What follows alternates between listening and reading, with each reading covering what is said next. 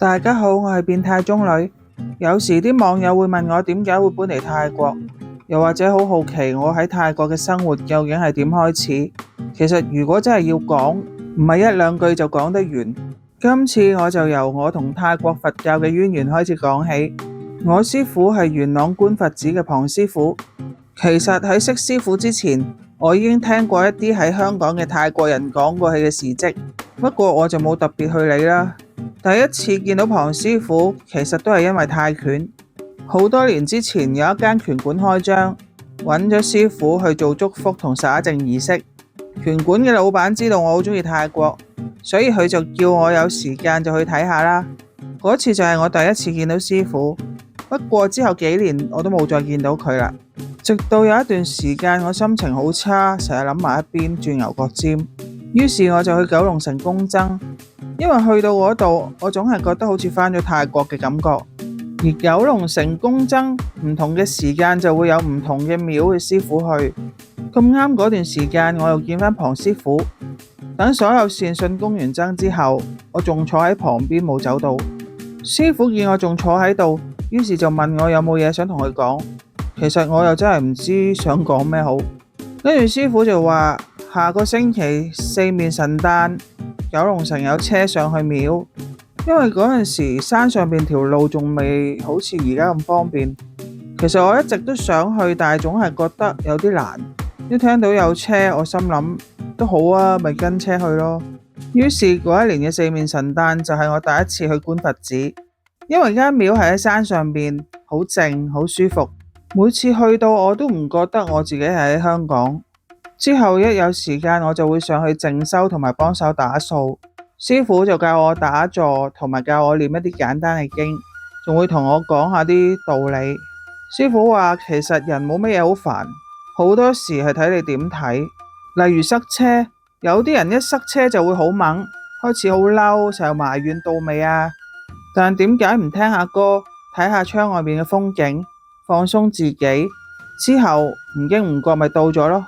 有一次師傅同我講，開心其實好簡單，掃樹葉都可以好開心。當時我心裏面即刻諗，唔使日日掃梗係開心啦。結果第二日師傅出咗去化緣，我食完早餐之後就攞起掃把開始掃樹葉。廟入面有一條好長嘅樓梯，兩邊有好多樹，我一路掃，連續掃咗幾個鐘都未掃完。開始攰，但係我又好想完成佢，因為第二日就有法會，會有好多人去廟。我想佢哋嚟到嘅時候，間廟係乾乾淨淨咁。於是我就繼續掃，一路掃一路掃，終於掃完。當我望住條樓梯嗰一刻，我覺得好開心，唔係因為終於做完，而係因為完成咗一件自己想完成嘅事。嗰一刻我終於明白師父點解話掃樹葉都可以好開心。後來當我決定搬嚟泰國嘅時候，我都有同師父講，其實師父一開始都唔係好贊成，因為佢擔心我一個人帶住兩隻貓去到一個陌生地方，又唔識得講泰文。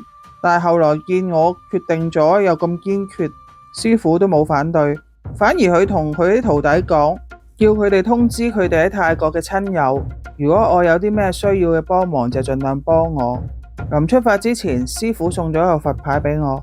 之後佢問我，你住嘅地方近唔近四面神？我話唔近，不過可以搭車去。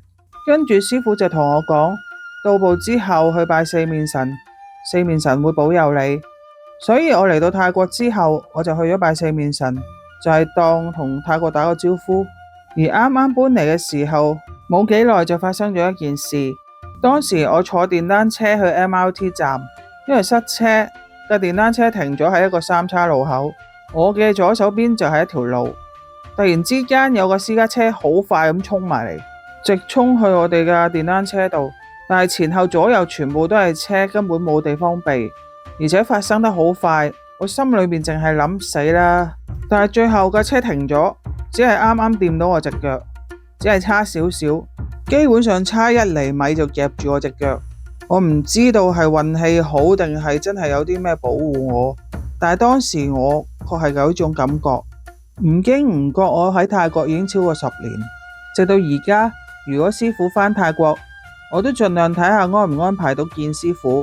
因為師傅每次返嚟都好忙，所以大部分時間我都係去機場送機。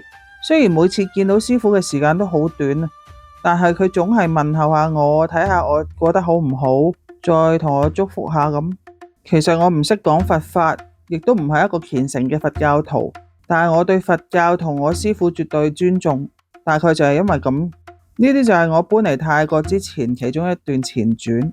如果大家想知多啲我喺泰國生活咗10年嘅經歷，之後有時間我再同大家分享。